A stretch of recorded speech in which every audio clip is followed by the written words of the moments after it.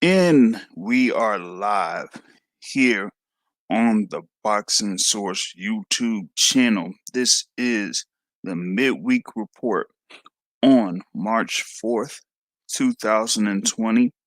And we have like a few things that we're going to, go over and cover. Um, that is, basically happened over the past few days. Um, just getting back to my home area from being in Dallas for that fight card that was over at the Ford Center in Frisco, Texas, headlined by Mike Garcia versus Jesse Vargas, with Mikey Garcia getting a unanimous decision win to win the WBC Diamond welterweight title. Um, and immediately after the fight, Mikey Garcia was talking about potential opponents in the welterweight division. He made his statement that he wants to stay in the welterweight division and that he was aiming for, a potential rematch with Errol Spence Jr., who handed him his first loss last year. Um, and with the situation with the WBC title and the WBC Diamond title, there could be a way to possibly make that fight or have that fight ordered by the WBC. Um, he's also, talked about a potential fight with Manny Pacquiao. It's something that he has pursued since 2018. That was one of the guys that he basically called out along with Errol Spence Jr. And he was able to get Errol Spence Jr. But not Manny Pacquiao. So that is something that is a potential matchup for Mikey Garcia. Um, One other fight that could be a potential fight um, is Mikey Garcia against Terrence Crawford. Now, that would be interesting, given that Mikey Garcia has had his past with Top Rank. Um, he had his string of wins being under the Top Rank promotional banner, and then he was put on the shelf for a couple of years due to contractual issues, and pretty much a couple of years later, they finally released Mikey Garcia out of his contract, and so he was able to move on to you know other promotion companies and things like that. But now it seems like with Mikey Garcia kind of moving around a little bit, being able to fight, um, the likes of Errol Spence Jr. and now, being able to fight Jesse Vargas, it is possible that he could fight Terrence Crawford. He says that he, welcomes the showdown with Crawford. Um, and Crawford is supposed to have a fight in the summer, early summer, according to Keith Idec of Boxing Scene. It says that Terrence Crawford is scheduled to have a fight on June 13th. And with Mikey Garcia having this fight on February 29th, he could have the turnaround to where once they make the fight official that he could get back in the camp. Um, Mikey Garcia says that he's ready to fight anybody, and if Terrence is available, he'd like to get in the ring with him. You know, um, but he says that he doesn't run from anybody. But he isn't going to just fight opponents. He wants to fight the champions, and Crawford's one of the champions now. Um, Crawford is a guy that is regarded by many as one of the best pound for pound boxers in the sport. But one of the things that has been a criticism for Terrence Crawford is that he's not able to get in the ring with guys within the welterweight division, whether it's the whole thing with promotional war or anything like that. Still, the thing is that Terrence Crawford um, signed with Top Rank and knew the situation with Top Rank and Premier Boxing Champions and the promotional companies that work under Premier Boxing Champions. So he made that decision, given that fact. And we recently had, the joint promotional ordeal with Top Rank and PBC with the second fight between Deontay Wilder and Tyson Fury. And while the pay-per-view buys seemed to be a fairly high number, there was a lot of money that was spent in the marketing and advertising budget for that particular fight that they needed to have a sizable amount of pay-per-view buys in order for them to break even, and they fell below that particular point. So that kind of puts things to a little bit of a halt as far as like a fight between Terrence Crawford and an Errol Spence, or a fight between Terrence Crawford and maybe a Keith Thurman or Manny Pacquiao or something like that, where it would be cross promotional joint network pay per view presentation. So that kind of like halts that type of thing. But with Mikey Garcia, you'd see that Mikey Garcia, had his fight against Vargas on the zone, and that he could pretty much move around a little bit as far as like networks are concerned. So that's kind of like something to look at um here in the near future, that you're going to have a potential fight between Mikey Garcia and Terrence Crawford.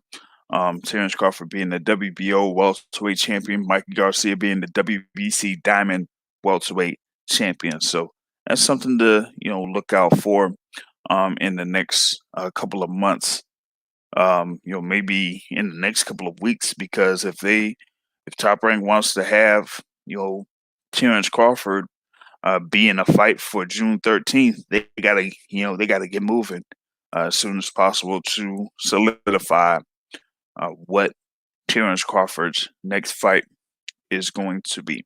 Okay, now moving on here, the next thing I wanted to get into was Canelo Alvarez. So over the past week and a half, I've been trying to figure out, who Canelo Alvarez is going to face on May 2nd, Cinco de Mayo weekend, or whatever it is. And they hadn't really solidified an opponent. There have been multiple potential opponents that have been out there. Um, there's been, Callum Smith, uh, super middleweight champion, Billy Joe Saunders, super middleweight champion, Gennady Golovkin, IBF middleweight champion, um, Ryota Murata, but that was not necessarily for uh, being in Las Vegas, but it was still a potential opponent. And Dimitri Bivol was one opponent that I kind of tried to push out there to say, maybe that could be a potential fight for Canelo Alvarez to take. Um, and right now, it hasn't necessarily been solidified, but we have DAZN that has come in and talk with Canelo Alvarez in San Diego. DAZN's executive chairman John Skipper met recently with Canelo Alvarez in San Diego and offered new incentives for a commitment from the Mexican superstar to fight Gennady Golovkin on September 12th of this year in conjunction with Mexican Independence Day weekend. This is coming from International Boxing Hall of Famer Thomas Hauser. This is on Boxing Scene, but this is, yes, International Boxing Hall of Famer Thomas Hauser, where this is coming from. Um, John Skipper proposed a 3-fight package that is within that lucrative deal that Canelo Alvarez signed to be on the zone. Now, he's already had, the fight. They had with Rocky Fielding. That was the first one, and Daniel Jacobs, and then Sergey Kovalev. So that's 3 fights. He has 8 fights left on that deal. Now, the 3-fight package that they have, 3 fight, is for him to face Gennady Golovkin in September, but Billy Joe Saunders on May 2nd. And then maybe by the end of this year, Ryota Murata in Japan. Now,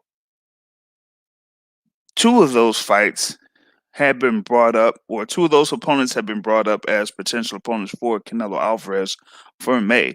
Ryota Murata and Gennady Golovkin. Ryota Murata, they were trying to lock down for Japan and have that big event be in Japan in May, but it couldn't necessarily solidify that. Then there were, talks about potentially having Canelo Alvarez fight Gennady Golovkin in a third time for Cinco de Mayo weekend, May 2nd. In that, if that was just a single fight, that they would add in more money to the average, or the quote unquote 33 or to $35 million per fight that they have worked out with Gennady Golovkin. I mean, not Gennady Golovkin, but Canelo Alvarez. In that, instead of having 33 to $35 million locked in for that particular fight in May, that he would have 40 to 45 million for that particular fight, and just pay him off that 40 to 45 million to fight Gennady Golovkin on May 2nd at the T-Mobile Arena.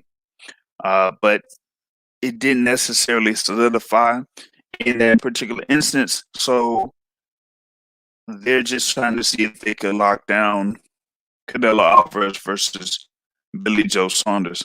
And that's, a fight that, I've overheard would be the fight for May 2nd. Talk with, someone that's, with based around Las Vegas, or, goes back and forth to Las Vegas. And, they kind of like said that for the T-Mobile Arena, it would be Canelo Alvarez versus Billy Joe Saunders. There with Billy Joe Saunders defending that WBO super middleweight championship. And, you have Canelo Alvarez has been a multi-division world champion, at super welterweight, middleweight, super middleweight, and at light heavyweight. He is the regular super middleweight champion, with Callum Smith being the super champion. But he's also the super champion at middleweight. So that's kind of, the funny thing about it is that, him potentially fighting Billy Joe Saunders is like, well, if he does that, it's not necessarily a unification fight of sorts, because Callum Smith is the super champion. So you can't supersede Callum Smith if you have this kind of like a unification fight, you know.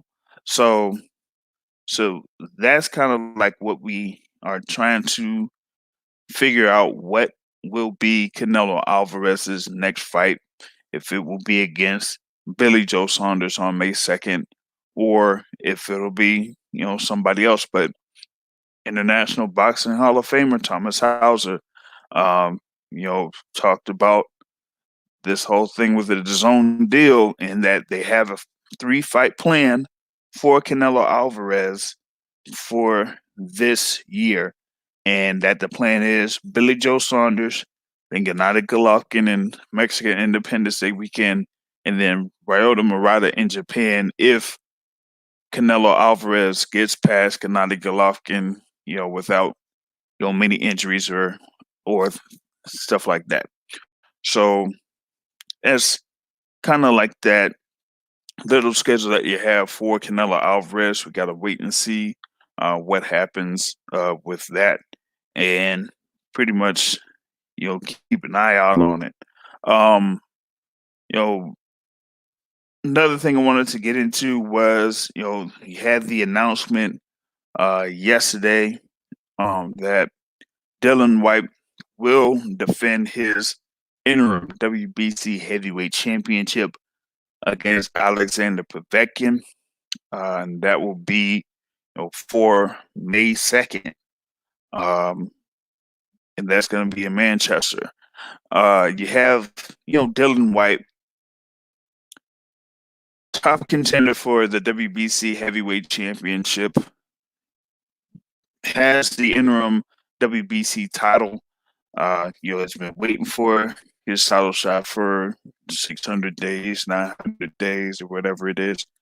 But they had basically made the announcement that White would be due his title shot by around this time in 2021. So it's still another 12 months before his title shot is due. But in the meantime, he wants to defend that interim WBC title against Alexander Povetkin. Of course, Alexander Povetkin is a former WBA regular heavyweight champion. Had been a former mandatory contender for the WBC heavyweight championship, but the whole thing that went down on that. He was able to get himself back into world title contention, become the WBA mandatory, and then face Anthony Joshua in 2018, but ended up getting knocked out. But recently, he was part of the card in Daria Arena against Michael Hunter, where he ended up getting a split decision draw in that fight. And Dylan White was part of that same card, going up against Mariusz Wach, and it was like a pretty much a semi-lethargic decision win by Dylan White. So you have these guys. Both of these guys are within the top 10 of the heavyweight division. So it would be a very good fight between those two guys, with them being within the top 10. They would kind of like challenge to be within the top 5 of the heavyweight division. So I'm liking that fight. I'm liking that fight for May 2nd in Manchester. And we're going to see how that shapes out. I think both guys will be, prepared to be in a very, very competitive fight. Alexander Povetkin is, one of the most experienced heavyweights that's out there right now. Knows the ins and outs of the ring, and how to throw punches from different angles and things like that. So that's something that Dylan White has to look out for. And Dylan White has had one of the most impressive resumes in the heavyweight division so far.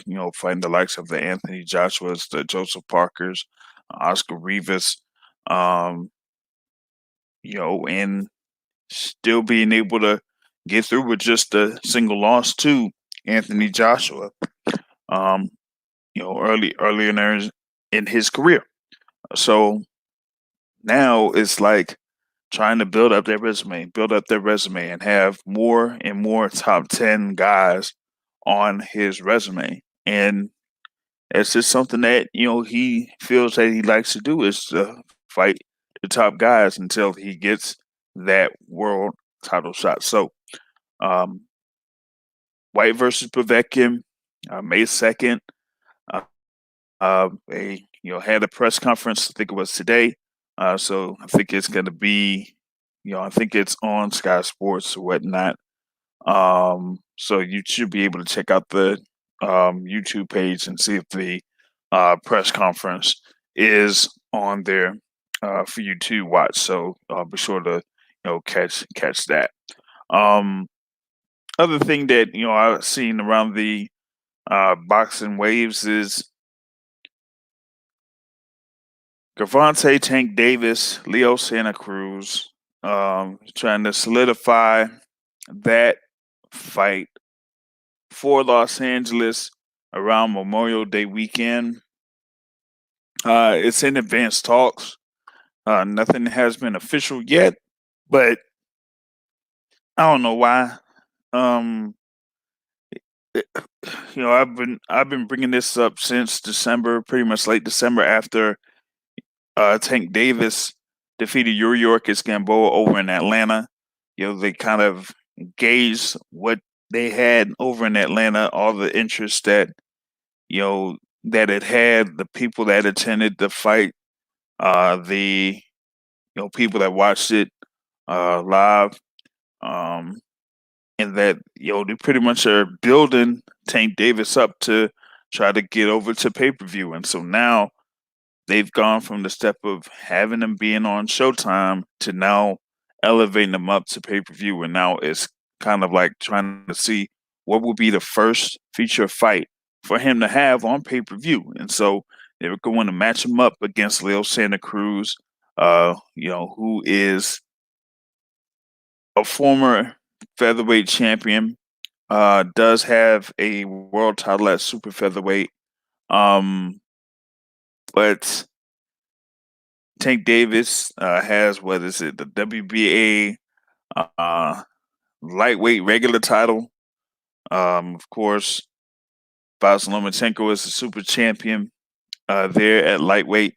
So it's like, well, we'll see how this is going to work out. Maybe they're going to have a catch weight of sorts to have that particular fight on Memorial Day weekend, but we'll see once they kind of like have things finalized.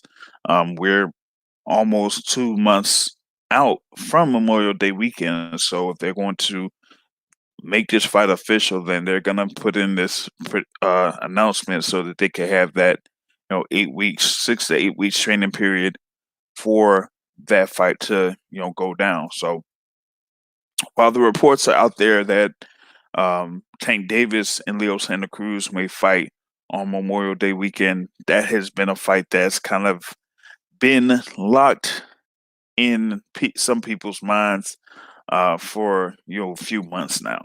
That would have been the direction for Gervonta Tank Davis um, before his next step, as far as like either a step up fight against a Vasyl Lomachenko or somebody of that caliber within the lightweight division. So that's kind of like what they're trying to do with Gervonta Tank Davis. Now, last thing I wanted to get into was that the heavyweight championships. Of course, you have Tyson Fury as the WBC and Ring Magazine heavyweight champion. You have Anthony Joshua, that is the WBA, IBF, and WBO heavyweight champion. And there could be a potential undisputed heavyweight championship fight to take place.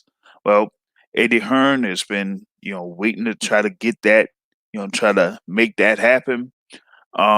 He sees that, things are kind of like scheduling itself to work out to make that undisputed title fight at the end of this year. Of course, he, had the recent announcement that um, Anthony Joshua will fight the IBF mandatory contender Kubrat Pulev in June 20th. And the rematch, the third fight between Tyson Fury and Deontay Wilder, is scheduled for July 18th. Now, if both of those fights go on as scheduled and that Anthony Joshua and Tyson Fury win those matches, then it could be worked out that Tyson Fury and Anthony Joshua could collide for the undisputed heavyweight championship by the end of this year. Eddie Hearn has said that he spoke with Bob Arum to see if they could work out this deal. Of course, they're working. They have talked before multiple times, and they've worked out this whole thing with Anthony Joshua and Kubrat Pulev, as Pulev is under the top rank banner. So it's like, well, Pulev, you have it to where Joshua beats Pulev, then you can have Joshua against Fury there for the undisputed title, and that could work out, great for Bob Arum from the heavyweight um, division, because first you have this thing with Pulev, where they're going to, have, like I said, they're going to have that fight on June 20th, and it's going to be, held in Tottenham. So that's going to be, a big fight over there in Tottenham. And then if everything goes fine as far as like Anthony Joshua is concerned, and he defends those titles against Kubrat Pulev, and then everything else is cleared out of the way, and they don't, necessarily have, the WBO mandatory due or anything like that, then you could have that undisputed heavyweight title fight in December. They could, possibly have it over in Principality Stadium. That's kind of like one of the few places that could host, that fight around that time. I don't think they would necessarily want to have it over at the O2 Arena or Manchester Arena around that time, which is where Anthony Joshua has had fights during the month of December in the past. But they want to see if they could get it in, fit it in the biggest stadium possible around that time, um, so that everybody would be able to attend in the UK if they could possibly attend it in the UK. The whole talk about them potentially being in Saudi Arabia and all of that, I'm like, I don't necessarily want to do all that. Like, this would be the biggest fight in the heavyweight division. It would be the biggest event in the UK. So you have to have it in the United Kingdom. So Eddie Hearn is trying to work all of that out, and make that happen. We'll see how things kind of shape up within those next few months. With first that fight, Anthony Joshua against Kubrat Pulev, and then third fight, Tyson Fury versus Deontay Wilder. July 18th is scheduled, but there might be a little bit of a snafu there, because they're talking about July 18th, but they're trying to have it at the same venue, MGM Grand Garden Arena. And if they can't work things out to have it at the MGM Grand Garden Arena on July 18th, then they might not be able to have that fight until the fall.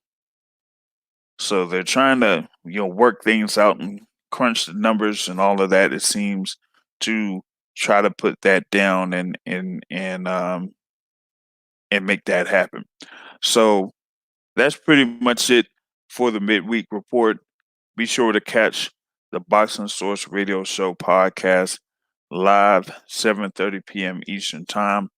And then we're going to have the podcast available on iTunes, Google Podcasts, Spotify, or whatever you use as your favorite podcast. Most likely, the Boxing Source Radio Show will be there. So until then, I'll see y'all later. Peace.